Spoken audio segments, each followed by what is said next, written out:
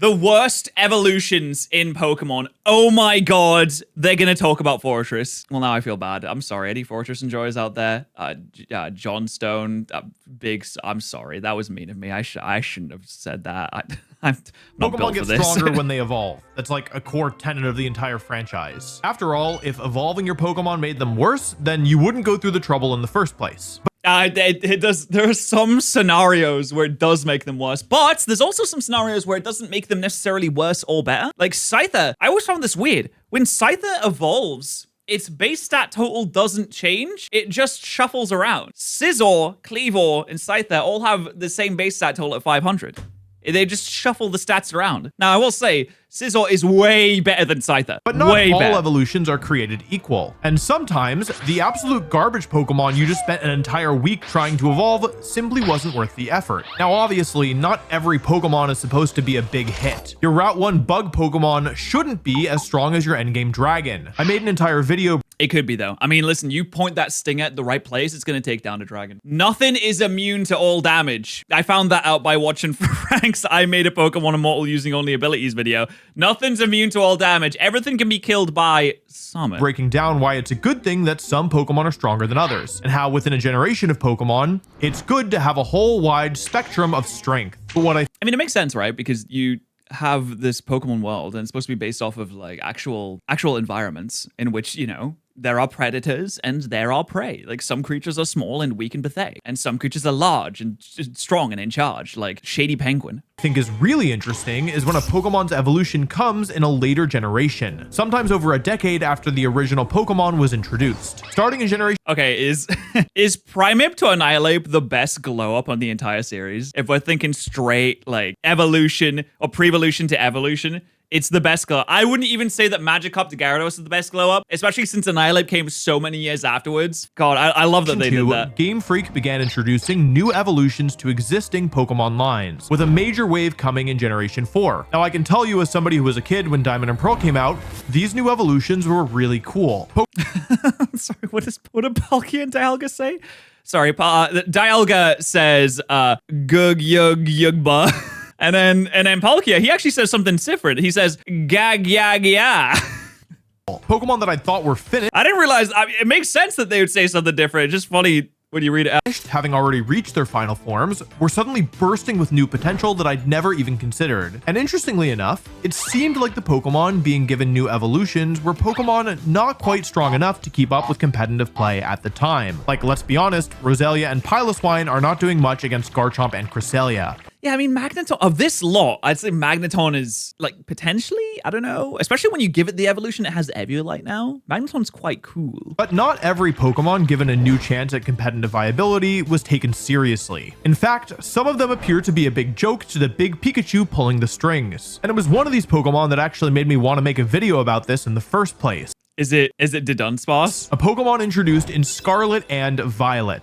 Is it Dudunsparce? Dudunsparce. Yes! Yes! All right, you know what? I'm happy I got that one. Dudunsparce is, well, the thing about Dudunsparce is you have to consider whether you're gonna look at the things that I'm really stalling to try and figure out like a redeeming quality about this Pokemon, and it's really tough. I'm really struggling with this one. Dudunsparce has lots of drill moves, and you know what else drills? The Big Daddy from BioShock, one of my favorite games of all time. So you know what? Dudunsparce can't be that bad. Dudunsparce is the Generation 9 evolution to the Generation 2 Pokemon Dunsparce. Now, Dunsparce is something of a fan favorite within the community, in part because it's goofy looking, and I think also in part because it's just such a terrible Pokemon by competitive standards that it makes people love it. I think Dudunsparce was a response to everyone being like, Dunsparce should evolve into this really big dragon, and we're going to make it huge, and it's going to have spirals, and it's going to look a little bit like Rayquaza, and we'll make it fairy type, and it'll be so sick. And Game Freak was looking at all these posts, and they said, no, I don't think so. I think we'll do something a little bit different. Terrible stats and bad typing. I think we'll just make fun of Dunsparce that I can't even compare to a wet paper bag for fear of insulting the bag. But a beloved Pokemon with no viability is the perfect vessel for evolution. To use Dunsparce as a base, but improve it, fix its flaws, give it a fresh coat of paint and a new motor. Evolution is great because unlike regional variants and Mega Evolution, you aren't tied to the total stat points of the pre-evolution in any way when your Pokemon evolves. You want to just give it 100 more speed and I don't know, 50 more attack? Go nuts, kid. Evolution is also an opportunity to modify. Okay, it's crazy that Incineroar made an appearance in the worst evolutions in Pokemon. I didn't think it would. I don't think it would be in this video specifically. Typing. Dunsparce's popularity resulted in. Oh my god, it's chubby Sparse. That's kind of cute, actually. Okay, they're always made into dragons. I guess it though. They are a bit lizard-like. They're a bit snake-like, so it makes sense. It's probably based off of some mythological animal that eventually turns into a dragon or is related to dragons in some way. So I guess that's probably 20 why. years of fan art imagining what secret wonders it was hiding. Maybe a huge dragon type with sprawling wings, putting the Salamances and Dragonites of the world to shame. It looks like a Dunsparce Hydreigon fusion. Oh, I bet it is. I actually bet it is because it has the same legs, the long floaty legs, and it has the same like brushed up wing dingdies. I don't even know what these are called, but whatever that is. Isn't what we got. Instead, Game Freak left Dunsparce alone for 23 years, only to finally break out Dudunsparce, a slightly longer Dunsparce. And you're probably thinking like, okay, but you know, Pokemon likes to get a little goofy with it sometimes. You seen Mega Victory Bell? I love that there thing. has to be some kind of gimmick, right? Surely if they were going to make us wait for 2 decades, they'd be giving us a little more juice, right? And the thing, I think it's like a balancing act. For every Annihilate, there must be a Dudunsparce to balance the scales. We can't have it tipping too far in one direction, otherwise people either won't take it seriously anymore or it'll become a little bit too edgy and a bit boring. is that, yes, Dudunsparce actually does have a signature gimmick. When you evolve your Dunsparce into Dudunsparce, there is a 1 in 100 chance that your Dudunsparce will be slightly longer. It'll have— Yo, yes! Does your one segment make it any better in battle? Absolutely not. But it makes you think, ooh, look, I got one. That's pretty sick. And then you shiny hunt for a shiny Dudunsparce that is also a triple segment. And you probably spend about 500 years doing that. And by the time that you get it, you turn around and you say, look everyone, look what I've got. And you gaze upon the nuclear wasteland that is the rest of the planet because it was destroyed 300 years earlier. have one more segment to be exact. And that's it. There's no functional difference between Dudunsparce 2 segment and Dudunsparce 3 segment. It's just a cosmetic difference. I guess you can differentiate them by calling the longer one Dudunsparce. Dudunsparce is a pure normal type Pokemon with stats that are better than its pre-evolution. Okay, it's like, wow.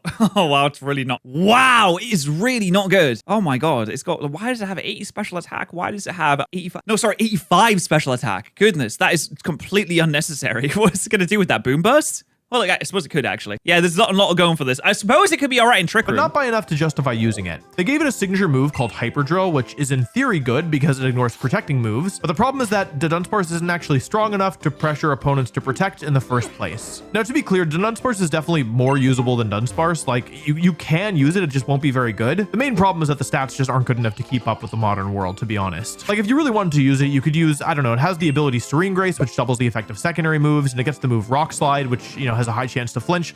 But unfortunately, you're so slow that you'll never go first to try and flinch anything anyway. I mean, listen, on the bright side, you could flinch, you know, slow, bro, so that's good. Dudunsparce is really slow, but it does learn Tailwind, so maybe you could do something with that. I don't know. It's not a very good strategy, but it is really frustrating to play against. So if you want to try and make your opponents turn their Switch 1 into a Switch 2 the traditional way, you could use it, I guess. Also, in case you weren't aware, you also have a 1 in 100 chance to get a 3-segment subscribe button if you subscribe on this video specifically. There's also gives you a 100. But man, Wolfie, I've already subscribed and I don't want to unsubscribe. Look how close to 2 million subscribers you are, which you will probably have easily surpassed by the time that this video goes up on morepat. 100% chance of getting recommended other great videos in the future. It's actually not 100%. I don't know how YouTube's algorithm works. Sometimes it won't recommend videos, but you have a higher chance if you subscribe. I don't think anyone knows how YouTube's algorithm works. It's this ethereal object that lives in the sky. It's like this creature that is completely understandable. It's like Cthulhu. It is so beyond our understanding that to gaze upon it would drive us completely insane in mere milliseconds. That's why YouTube doesn't reveal anything about the algorithm, because they are protecting humanity from the disaster and madness that would follow if we were to look upon it. Now, obviously, a lot of these cross-generation evolutions are a big success. Some of the other Generation 9 evolutions in particular have been amazing. In Scarlet and Violet's first 2 years, Farigiraf placed first and second at the World Championships, and Annihilate and Kingambit have both put up a ton of results too. But talking about and in exchange, there must be a terrible one. Dudunsparce really got me thinking, what other cross-generational evolutions have missed the mark? Drapion. Wait, no. That's not cross-generation. What am I saying? I'm sorry. I looked at the shadow and I just saw Drapion. I saw this. This would be the big arm here. The other arm's here. It's big heads here. I truly don't know where I got that from. One that I was personally really disappointed by was Kleavor. Yeah, sorry. I mean, yeah, of course. It's, you know, Kleavor's really good with Stone Axe. Well, I guess that doesn't really matter so much for VGC because you're not really using entry hazards as much as VGC. Kleavor. That's what I think Kleavor sounds like. Scizor is... What does Kleavor? Do we know what Kleavor sounds like? Okay, I've tried to find anime clips where Kleavor is in it to find out what Kleavor sounds like, but he doesn't speak in any of them. He's like a mute. Does no one know what Kleavor sounds like? It's one of my favorite Pokemon. I actually used it to win US Nationals back in the day. And so when I heard that Scyther was getting a new evolution and that it was getting a signature move that could do something that no other Pokemon in the game could match, I was excited. However, when I finally tried Kleavor for myself, I was disappointed. Kleavor is a bug and rock type Pokemon. Can I just say, by the way, that every time I say a line like that, I feel like the frickin' Pokédex. Kleavor is a bug and rock type Pokemon. Are you getting that or is that just me? Anyway, bug and rock. Kleavor is big and scary. It has a really big axe. Don't get hit by it. That wouldn't be very good. Are two of That's not what the Pokédex the single worst types in the game. But surprisingly, when you put them together, it's actually not as bad as you might think. Bug cancels out. Yeah, Armadillo, Armaldo is pretty good. I always got confused on what was super effective against Cradily and Armaldo because I felt like they were the same. They were supposed to, in my head, they were supposed to be the same. So I used Surf and Armaldo and I'm like, oh, wow, that's doing so much damage. That's great. And I do it on Cradily. It does nothing because its special defense is so high and it's not weak to it. And I think, oh, well, what's going on here? Is my game glitch? 3 of Rock's weaknesses to fighting grass and ground, and Rock resists the flying and fire type moves that Bug is weak to, resulting in only 3 weaknesses total, which is pretty good. And the stats are pretty well distributed, but there is a problem. While Kleavor He's pretty fast. You know, you slap a choice scarf on this and you're living like Larry. It doesn't have any glaring weaknesses in its stats. It also doesn't really have any huge strengths. It's not blazingly fast, supremely strong, or absurdly tanky. It's a pretty well-rounded jack of all trades. However, this isn't factoring in its ability Sharpness, which gives certain moves a massive power boost. You know, if only Stone Axe had a bit higher base power. I mean, I understand why it's not. It gets boosted by Sharpness. Kleavor's 135 attack. It makes sense that it would be a bit lower. But Stone Axe would be insane. I mean, it sets up the rocks. The setting up the rocks is so good. Kleavor's that's why it can miss. Fortunate weakness lies in its signature move, Stone Axe. This move should be ridiculous. It's a rock type move that, when it hits a target, sets up stealth rocks on the opponent's side of the field. Stealth rocks cause any Pokemon switching in on the opponent's side to take damage based on how weak to rock they are. They're normally not worth setting up because in the official competitive format, you only bring 4 Pokemon to any given match, and 2 of those Pokemon start out already on the field. So even if you get stealth rocks up turn 1, yeah, in singles, Stealth Rocks is amazing. One of, if not the best move in singles battles. That's why you always run it. And it's becoming harder and harder to like get rid of them because Defog is on way less Pokemon now. But in doubles, you might only ever damage. Seems a bit pointless. 2 Pokemon with them before the end of the battle. Stealth Rocks normally can only be set up by using the move, well, Stealth Rocks, which doesn't do anything except set up Stealth Rocks. I'm never going to be able to say Stealth Rocks again after this. Now, of course, if there were a better way of setting them up, of course you would love to have them. Breaking Focus Ashes and dealing a quarter of Incineroar's health every time it switches in is great, but it's just not. And then you'd force Incineroar to run heavy duty boots all the time. Spending an entire attack for. What makes Kleavor so appealing is the fact that Stone Axe sets up the Stealth Rocks while dealing damage. But Stone Axe is also the problem. You might think that the issue is that it's a relatively weak move. Oh, is that not the issue? Oh, the issue is that it can miss. That's what's going to be the issue. 10% chance to miss. No, thank you, sir. And only 65 base power. But remember, Kleavor has the ability Sharpness, making Stone Axe a perfectly respectable attack. The true issue is that, for some reason I cannot fathom, Stone Axe has only 90% accuracy. This might not sound like a huge deal, but remember, Kleavor isn't so strong that landing a hit is going to pick up a KO most of the time. And it's also not so bulky that it can afford to take hits without doing anything back. 90% accuracy sounds pretty good, but Kleavor just can't afford to miss. Yeah, 90% accuracy sounds good until you start using 90% accurate moves. And you think, how is this possible? How can it be possible that I've just missed 3 in a row? It's 90% accurate. How has this happened? It's like rolling a 2 or a 1 on a 20-sided dice 3 times in a row. But it's happened. It's happened to everyone. It's happened to all of us. 1 out of every 10 attacks. Anyone that's rolled a dice without anyway. a reliable rock type move, competitive players just couldn't justify the rock and bug typing or the awkwardly distributed base stats. And poor Kleavor got left in the ancient past of Hisui. A Pokemon from the ancient past of the franchise that's always felt like a disappointment competitively is Bellossom. Now, I really love Bellossom's design, so before you type but it has Strength Sap and Quiver Dance now. Like, that's so good. Angry comment. I'm on your. I guess for doubles, it's really not that good, to be honest. But in singles, it's really nice. I think it's an incredibly designed Pokemon. But also, because the design is so great, I think I feel extra let down that it's just such a garbage Pokemon competitively. Now, to be fair, Bellossom is from Johto. And if you look at a lot of the... Yeah. And look at the Johto Pokedex, everyone. Look at how bad that is. I'm sorry. Johto Pokemon. I'll always love to dunk on Johto because it's a relatively low-powered generation, but just something being low-powered doesn't mean that it's necessarily bad. It does, however, they might be bad. They are bad. Most of the Pokemon in Generation 2 are bad in battle, but that doesn't mean they're not good. Well, okay, it does mean they're not good by the definition of the word good. But it doesn't mean that they can't be full of love and happiness. And at the end of the day, what matters more? Being able to violently dismember your foes, or being able to bring joy and love and happiness? Because I don't know which one. Please answer the question in the comment section below. I love for it. I'll always say I love for it. It's pretty clear that they weren't designing with competitive play in mind. But even ignoring the fact that Bellossom has stats worse than Magmar, oh my god, wow. Wow, this is a maxed evolution Pokemon? Jeez. There's another issue.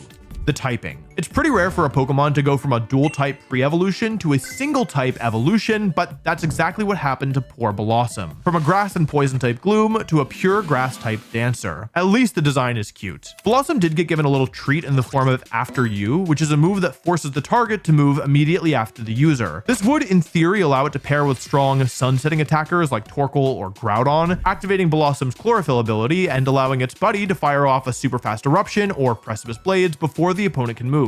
There's only one problem.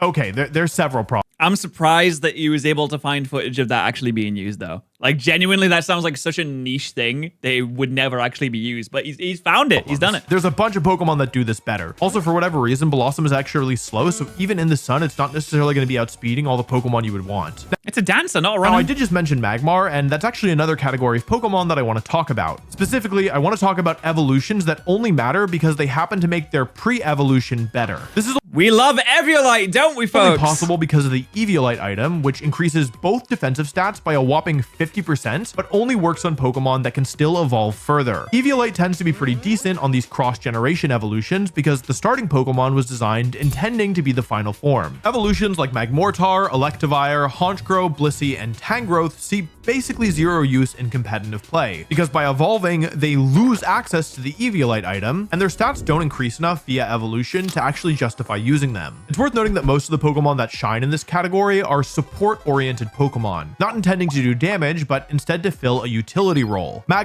love Porygon 2 so much. The entire Porygon line is maybe one of the best lines of all time. The glitchiness of Porygon Z it fills my heart with so much joy, but not as much joy as using code Patterrz at Gamer Subs does, where you can buy delicious beverages and find fantastic merchandise there. And you can use code Patterrz to get money off. Yes, you can. Magmar, Electabuzz, and Tangela support the team with redirection, while Murkrow offers speed control in the form of Tailwind. Murkrow's an interesting case because while its stats aren't amazing even with Eviolite, it's still always... This is such a weird stat spread. Why does it have 42 defense and 42 special effect? Why does it have 91 speed? This is such a weird lineup. Always used instead of Honchkrow because Honchkrow loses access to the incredible ability Prankster when it evolves. Now, funnily enough, Chansey is the exception to this rule. When Chansey has been seen in competitive play, it's normally as this kind of terrible raid boss that is one of the most frustrating Pokemon to go up against. Chansey with Eviolite, if you have a special team, honestly, just run. Just run at that point. It's not worth it. Now, it hasn't been used. There are better things to do with your time than try and whittle down Chansey with only special moves. For a couple of years now, but the way the strategy used to work is that you would pair Chansey with a Pokemon like Shuckle or Carbink, who knew the attack Guard Split. Guard Split averages the defenses of the user and the target. So if Chansey has 60 defense and Shuckle has 300, they would each end up with 180 defense. Oh, and then you Eviolite buff it? Importantly, though, this average happens before the Eviolite is applied, so Chansey's 180 defense is actually 270. This is what makes Blissey irrelevant. Even though its base defense is literally double Chansey's, that's... Oh, I mean, that's really not saying much, to be honest. There's not many Pokemon that have single-digit statistics. It really requires a lot of effort to get that. Sounds more impressive than it is. I mean, it's base 5 versus base 10.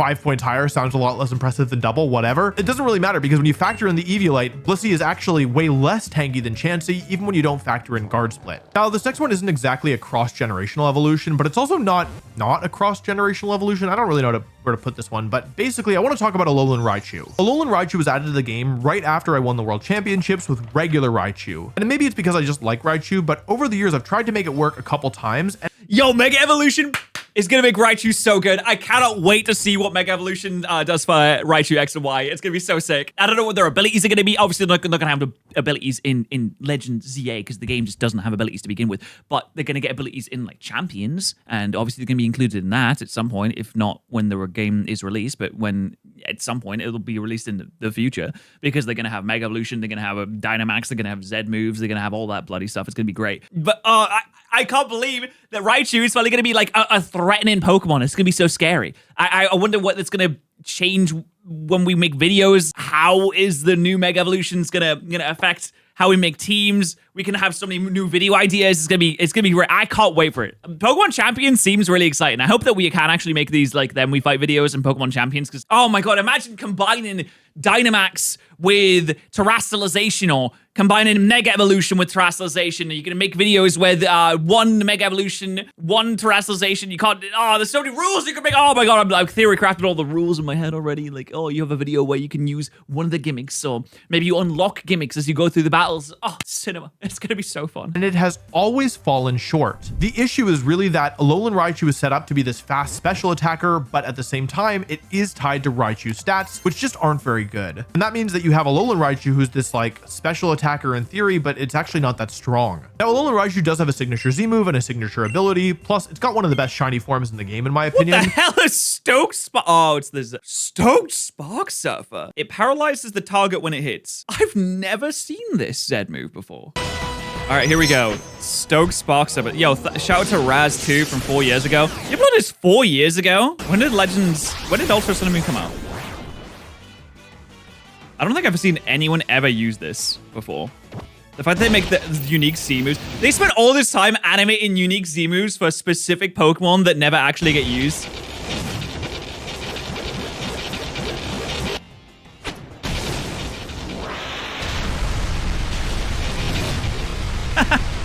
Okay, the vibes on that are pretty good. Jesus Christ, that Wishy-Washy just got absolutely annihilated. My god.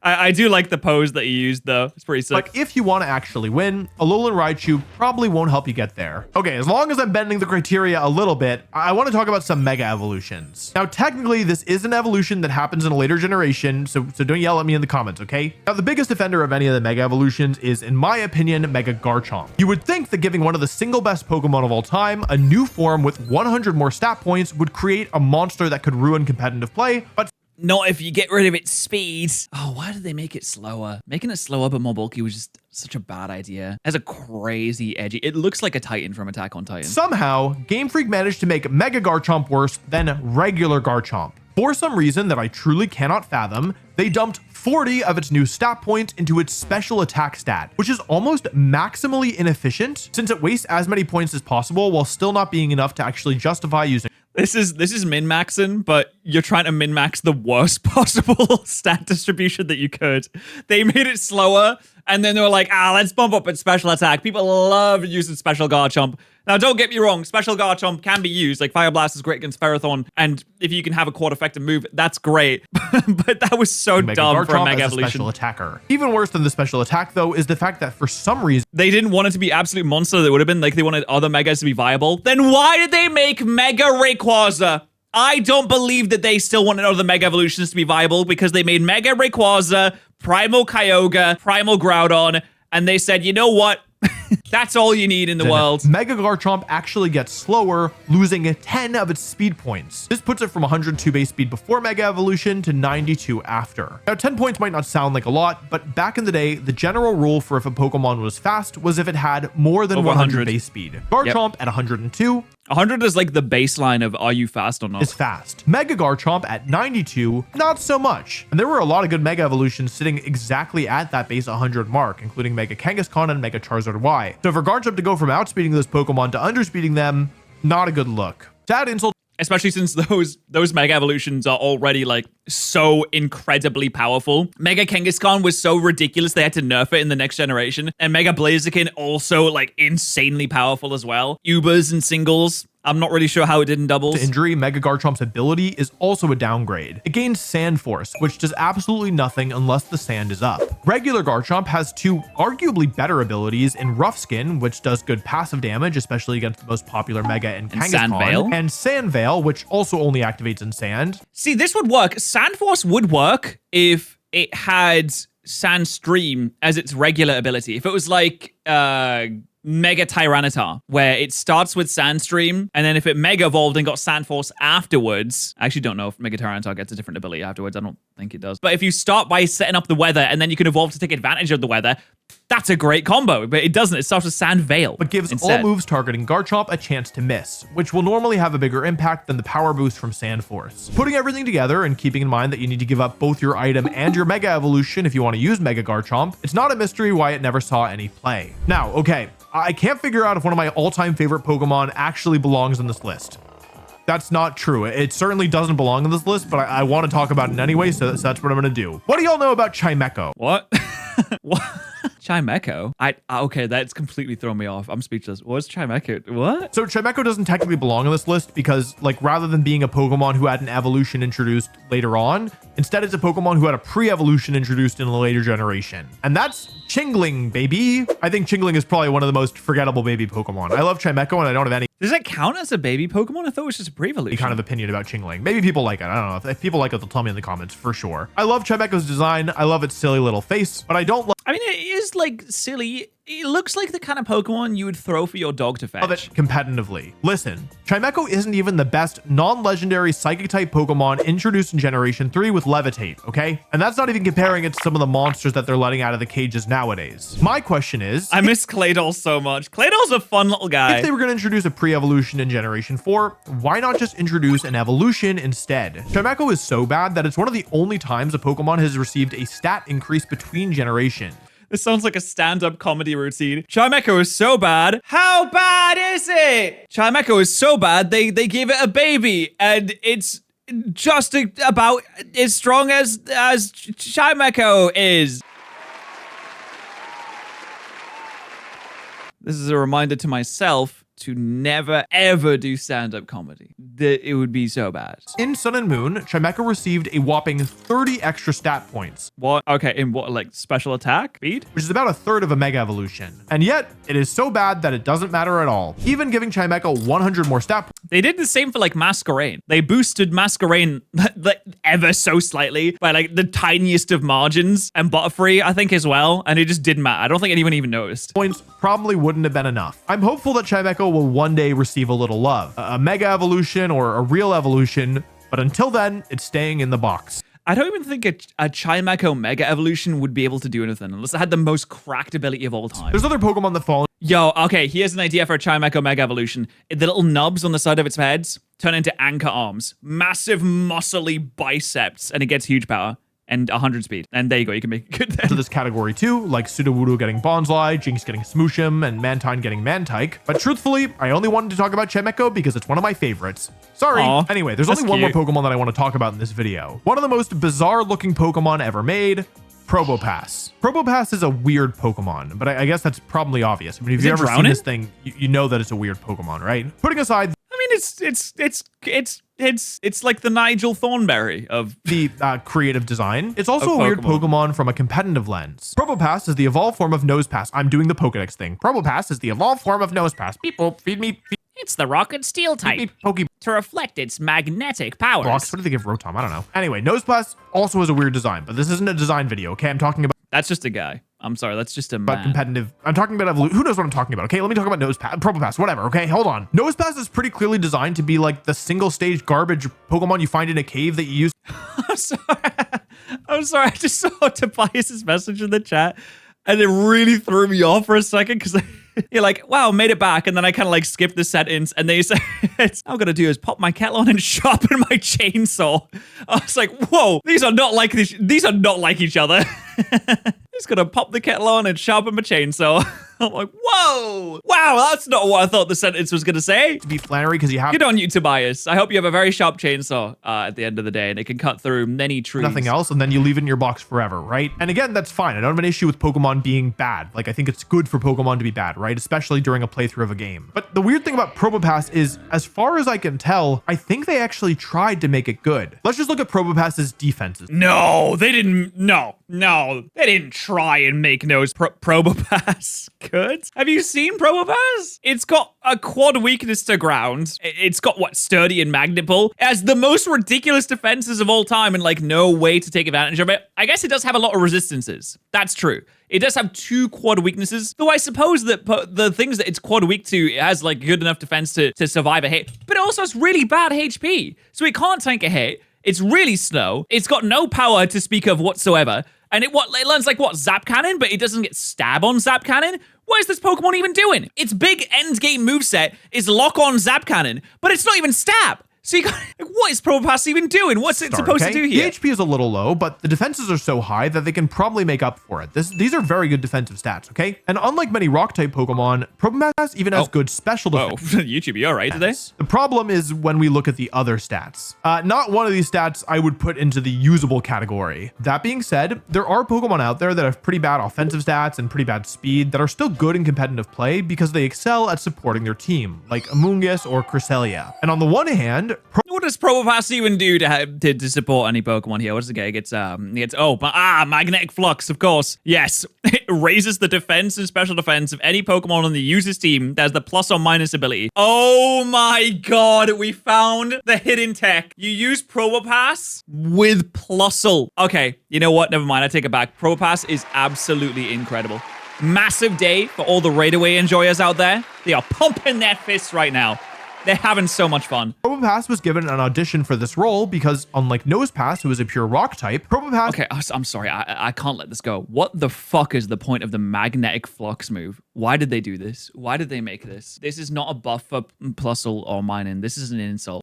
I cannot comprehend what the point of any of this was. Gains the best. They spent valuable development time programming that into the game when they could have been, I don't know, making Mega Charizard Z instead. Type in the game in Steel. But the problem is, Steel just happens to be one of the worst types to pair with Rock. Steel and Rock combine for 2 double weaknesses to fighting and ground, plus a regular weakness to water. Now, it's not the end of the world, but it's also not great to have a double weakness. But even this could have been forgiven if not for the move pool. Apart from Wide Guard, none of Probopass's moves are all that useful when Guys, Magnetic Flux is... I can't keep looking at it. What is this move set? It doesn't even get... Does it get Flash Cannon? Does it even... What's happening here? It's a Rock and Steel type that gets like exclusively Electric type moves. Why didn't you just make it Electric type to begin with? Why is it Steel? Because magnets are made of metal? All right. I mean, make it Steel Electric then. I mean, at least do that. I mean, it's not going to, improve it all that much, but at least it'll have stab moves. Okay, it does learn Flash Cannon via TM and not naturally because it's too busy learning freaking Magnetic Flux instead. It comes to supporting your team. Yes, it can Thunder Wave, but it's too slow to really make good use of it. Same with Gravity. It can set up an Iron defense, but that doesn't help when it's still taking twice as much damage from fighting and ground moves, even after doubling its defense. It gets Helping Hand, which I won't pretend to understand. Are those things hands? Are they supposed to be hands? I thought they were just like floating. Are they like little nose passes that have fused into the Probopass? Magnet rock things. Anyway, it doesn't even matter because the truth is that Helping Hand is given to almost every Pokemon in the game. It's not like a reason to use Probopass. But in a way, I guess it is fitting that Probopass gets Helping Hand because if there's one Pokemon on this list that needs a little help, it might be Probopass. Or actually Dudunsparce. Game Freak will presumably continue to give older Pokemon new evolutions. If they make Mega Probopass and it's not Electric type, I think we got to do something. Only time will tell whether they'll create absolute monstrosities or complete disappointments. Realistically, probably both. All I hope— Oh my god, Probopass should be Electric Steel. It's a magnet. Come on, man. It's a magnet. You have a Pokemon named Magneton, and it's Electric Steel. Why is it rock? I guess rocks can be magnetic, I suppose. I don't know.